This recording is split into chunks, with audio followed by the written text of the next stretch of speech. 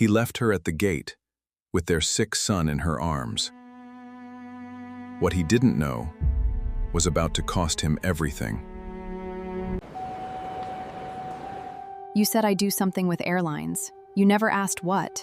Wait, this is impossible. This is impossible! She built an empire in silence. He built his downfall in 3 years. I hope, someday, you understand how lucky you were. The day Marissa Coleman stood alone at gate, 14 with a feverish 4-year-old in her arms, was the day her husband finally showed her exactly who he'd always been. Stories like this don't just happen. They're built slowly, in the small silences at dinner, in the years of being spoken over, in one mistake a person convinces themselves was justified. This is one of those stories. And if you've ever been made to feel small by someone who was supposed to protect you, I think you'll understand every part of what's coming. My name doesn't matter here. What matters is what I saw that morning at the airport, because I was the one standing behind the check-in counter when it happened. Marissa was 34 years old, though the exhaustion in her eyes that morning made her look older. She wore plain cream trousers and a blush pink blouse, her hair pulled back in a low ponytail that had started the day, neat and was now coming loose at the temples. In her arms, wrapped in a pale blue blanket, was her son Micah, small for his age, sweating through a fever that had climbed to 102 the night before, his breath coming in short, congested pulls. She hadn't slept. You could see it in the way she swayed slightly, rocking him out of instinct more than intention. Her husband, Andre Coleman, stood 15 feet away. He didn't look back. Andre was 36, tall, dressed like a man who had somewhere important to be, which, as it turned out, he did. Tailored tan suit, pink tie knotted with more care than he'd shown his wife in the last hour, a gold watch catching the terminal lights. Beside him walked his mother, Vivian, draped in ivory silk, and on his arm was a woman Marissa didn't recognize until she did. Simone, his assistant of 2 years, wearing a smile she'd clearly practiced. Andre, Marissa had said, 20 minutes earlier, her voice already cracking. He has a fever. I need you to help me get him to a doctor before this flight, not after. You always do this, Andre had said, not even turning fully toward her. Every single time I have something important, you find a way to make it about you. He's sick, Andre. This isn't about me. The Hartwell deal closes today. Do you understand what that means? Do you understand what I've built these last 3 years? He'd straightened his tie in the reflection of a departure board. I can't be walking into the biggest signing of my career with baby vomit on my sleeve.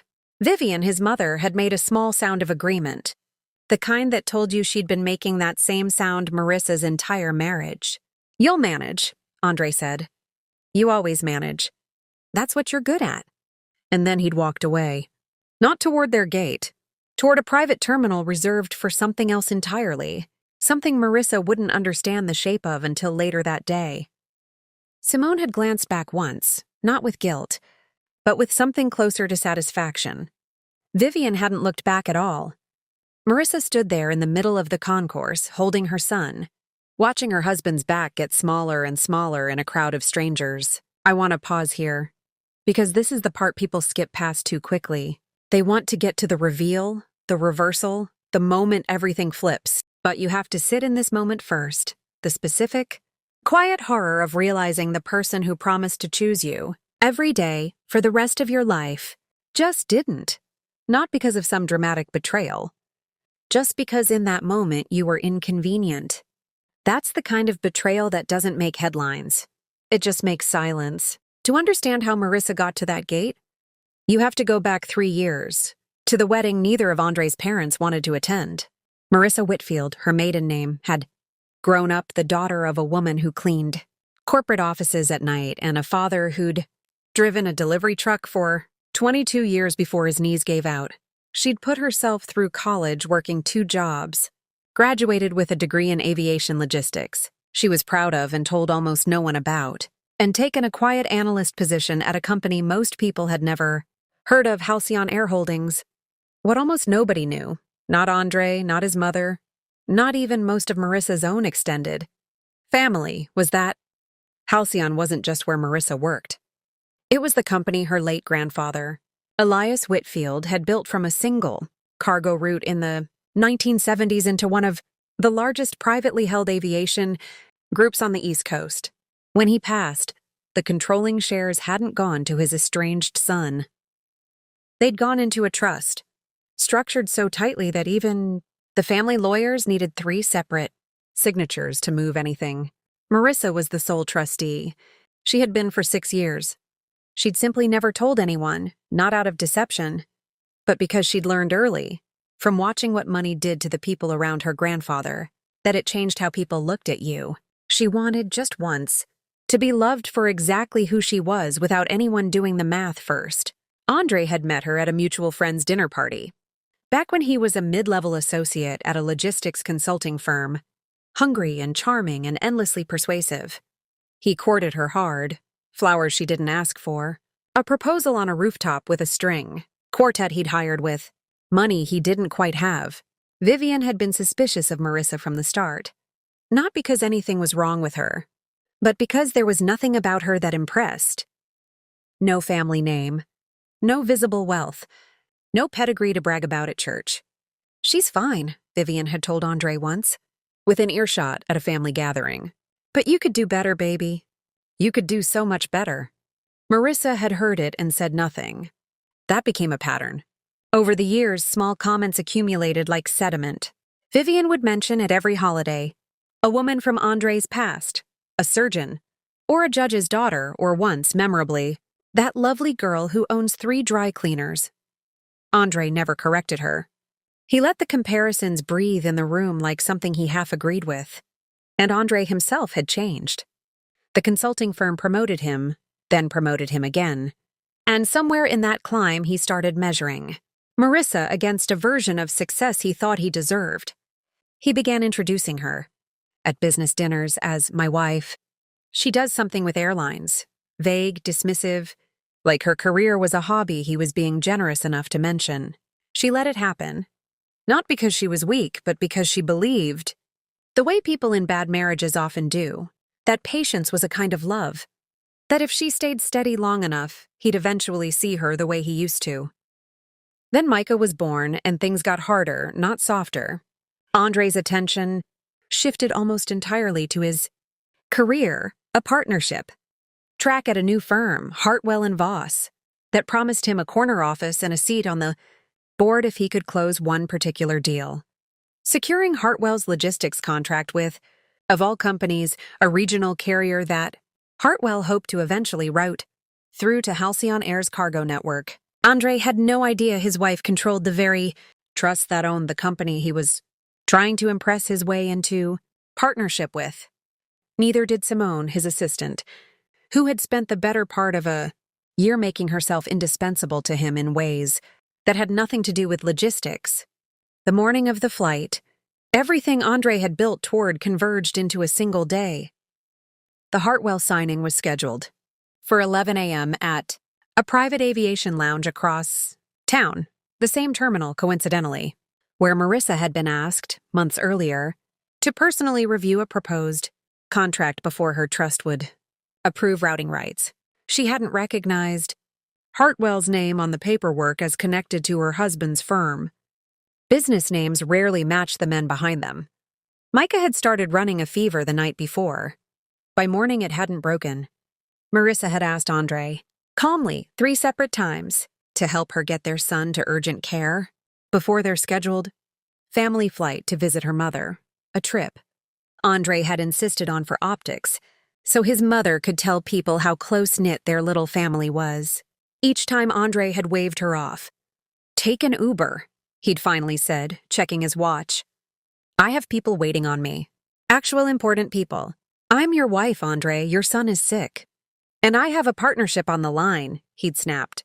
"You think I don't sacrifice? You think this business builds itself?" Vivian had appeared then, dressed for what Marissa would later learn was a celebratory lunch already planned in anticipation of the deal closing. A lunch Marissa and Micah had not been invited to. "Andre, baby, we're going to be late," Vivian said, not sparing Marissa a glance. And Simone had arrived last, stepping out of a car Andre had arranged. wearing a dress that cost more than Marissa's entire outfit, greeting Vivian with the easy familiarity of someone who'd clearly done this before. That was the moment something in Marissa went quiet and still. Not angry, not yet. Just clear. Clear in a way she hadn't let herself be in 3 years. She watched her husband walk toward a car that would take him to close, a deal with a company he had no idea her family trust could unmake with a single signature. She watched his mother climb in without a backward glance. She watched Simone settle into the seat beside him like she belonged there. And she stood at gate 14 alone, her 6 sons' forehead burning against her collarbone, and made a decision she would not unmake. She pulled out her phone, not to call Andre.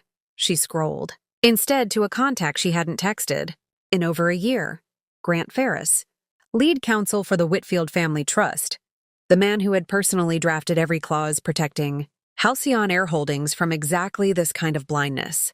She typed 4 words. I need the file, today.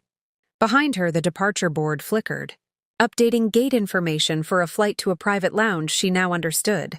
With sudden and total clarity, she had unknowingly reviewed the paperwork for weeks earlier. Micah stirred against her shoulder, whimpering from the fever, and Marissa held him tighter, her jaw set in a way it had never been before in her marriage. Whatever Andre thought he was walking into that morning, it wasn't the deal he expected. And whatever he thought his wife was, quiet, agreeable, forgettable, he was about to find out, in front of everyone who mattered to his career, exactly how wrong he'd been. The gate agent called final boarding for a flight. Marissa Coleman had no intention of getting on. Some people spend their whole lives waiting for the moment they finally get to be seen. Marissa Coleman never expected hers to arrive at 10:47 in the morning in a private aviation lounge, with her son's fever finally breaking against her shoulder. But that's exactly where this story takes us next. Marissa didn't board the flight to her mother's. Instead, she called a cab to urgent care, sat with Micah for 2 hours, while a doctor confirmed it was a bad ear infection. Nothing more sinister, thankfully, though the fever had frightened her more than she'd let herself admit. By the time she left the clinic, prescription in hand, her son sleeping against her chest with color back in his cheeks, her phone had already buzzed 4 times. Grant Ferris, her grandfather's old attorney, had responded within 9 minutes of her text. Marissa, it's been a while. What files specifically? Hartwell and Voss. The logistics contract pending trust approval. I need everything on who's involved, who benefits, timeline. Give me 20 minutes. It took him 12. What came back changed the shape of everything Marissa thought she understood about her own marriage. Hartwell and Voss wasn't simply a consulting firm angling for a routine contract. It was attempting to broker a 3-year exclusive logistics agreement with Halcyon Air Holdings, Regional Cargo Division, a deal worth just under $400 million, one that would fast-track Andre directly onto the partner track he'd been chasing for 3 years. The signing that morning wasn't a formality. It was the deal, and the man scheduled to shake hands and finalize the paperwork on Halcyon's side, per the trust's own approval chain, needed a signature from exactly one person, the trustee. Marissa sat in the clinic's parking lot for a long moment, Micah asleep beside her, staring at the documents on her phone. She thought about every dismissive comment Andre had made about her job. She does something with airlines. She thought about every dinner where he'd let his mother's comparisons hang in the air unchallenged. She thought about Simone's face that morning. Not guilty, but comfortable, familiar, like a woman who had been quietly stepping into a role for longer than anyone had said out loud. She didn't cry. She'd expected to. Instead, something colder and steadier took hold. She called Grant back. I want to be there when he signs, she said. In person. There was a pause on the line. Marissa, you haven't set foot in a Halcyon meeting in over a year. Are you sure? I've never been more sure of anything. The private lounge at Halcyon's downtown terminal was the kind of place designed to make people feel important. The moment they walked in, soft lighting, dark wood, floor-to-ceiling windows facing the runway. Andre arrived at 10:50, 10 minutes early. Simone beside him carrying a leather portfolio. Vivian trailing behind already, texting friends about the lunch reservation she'd made for afterward. Andre had rehearsed this moment for weeks. He knew what he'd say when the Halcyon representative walked in. He'd practiced his handshake, his opening line, the slight, humble smile he'd perfected for moments like this. Confident but not arrogant. Hungry but composed. What he had not rehearsed, what no version of his imagination had prepared him for, was the door opening at 10:58 to reveal his wife. Marissa walked in wearing the same blush pink blouse from that morning. Micah's diaper bag, still slung over one shoulder, because she hadn't had time to go home and change. Behind her walked Grant Ferris, briefcase in hand, and a Halcyon compliance officer Andre vaguely recognized. From an org chart he'd once glanced at during due diligence and dismissed as irrelevant. Andre actually laughed, a short, confused sound, before his brain caught up to what his eyes were telling him. "Marissa? Did you follow me here?" "This is a closed meeting." "I know," Marissa said. Her voice was quiet, but it carried. "I was invited." "Invited by who?" Grant answered instead, setting his briefcase on the polished table. "By the trustee of the Whitfield Family Trust, Mr. Coleman, which, for the purposes of today's signing, is the controlling interest in Halcyon Air Holdings Cargo Division." The room went very still. Vivian looked up from her phone, confusion flickering across her face, the first real crack in her composure Marissa had seen in 3 years. "I don't understand," Andre said slowly, though something in his voice suggested he was beginning to. "You're trying to sign a $400 million contract," Marissa said, "with my family's company. My grandfather built Halcyon from nothing. When he passed, controlling shares went into a trust. I've been the sole trustee for 6 years. That's impossible. You work in logistics. You're an analyst." "I am an analyst," Marissa said, "for my own company. I never lied to you, Andre. I just never corrected what you assumed. Because you never once asked." Simone had gone very pale, her manicured hand tightening around the portfolio she held. She'd spent 2 years positioning herself as the woman who understood Andre's ambitions, better than his own wife, closer to his work, more present at his dinners, more available when Marissa was home with a sick child.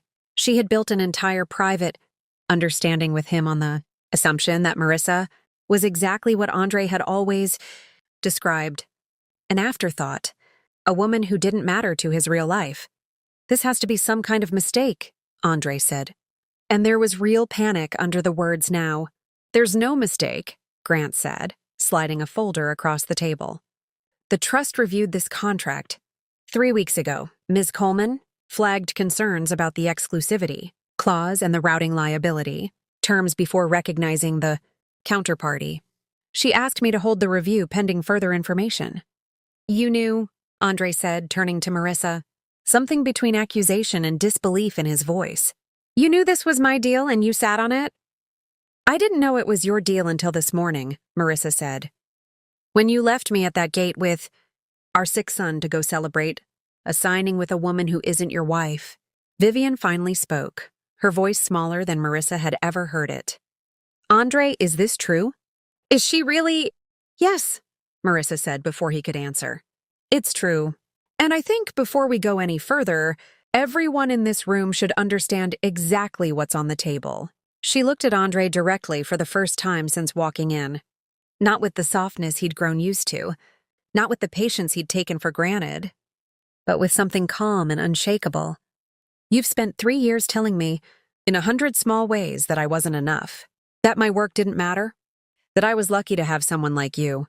This morning, you told me, in front of your mother and the woman you've been building a life with behind my back, that I always make things about myself, that I don't understand sacrifice." Her voice didn't rise. "It didn't need to. So let me be very clear about sacrifice.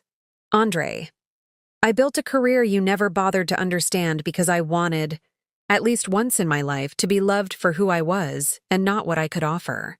I stayed quiet about my family's company because I didn't want it to change how you saw me. And this morning, while you were rushing to impress strangers, I was the one holding our son's fever down at 4 a.m. because you were already asleep, already dreaming about today, Grant cleared his throat gently. For the record, Mr. Coleman, given the personal conflict of interest now on the table, specifically, your marital relationship with the trustee, and the undisclosed personal relationship with a member of your negotiating team, Hartwell and Voss's position in this deal is, at minimum, compromised.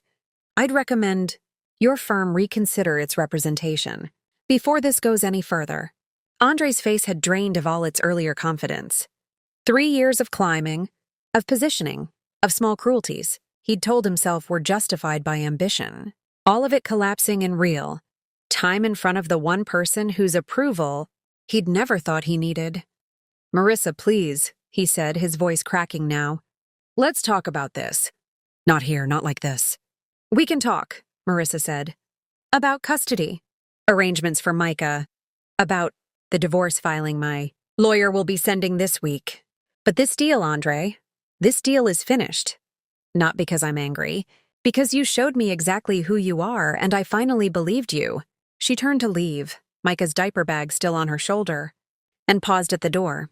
"You once told me I was lucky to have someone like you," she said, not turning around. "I hope someday you understand how much luckier I've been without you." The story of what happened in that lounge moved through Andre's professional circle faster than anyone could have predicted. Hartwell and Voss quietly withdrew him from the partnership track within a month, citing conflicts of interest in recent negotiations. Simone resigned before she could be asked to. Vivian, for the first time in Andre's adult life, stopped comparing his wife to other women, mostly because she finally understood there had never been anyone to compare her to. Marissa filed for divorce 11 days later. She kept the house. She kept primary custody of Micah, whose ear infection cleared within a week and who, within a year, barely remembered. The man who used to leave before breakfast and come home after bedtime. She kept running Halcyon's cargo division from the shadows she'd chosen, though she started slowly, letting more people know exactly who she was. Andre tried more than once to reach her, messages that started apologetic and ended, more often than not, asking whether there was any way to reconsider. Professionally speaking, the rooting contract that had once been his ticket to everything he thought he wanted. She never answered those messages. Sometimes betrayal doesn't destroy you.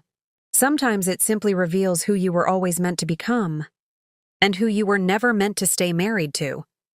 If this story made you think differently about the quiet people in your own life, the ones who never brag, never demand credit, never explain themselves, I'd love to hear about it.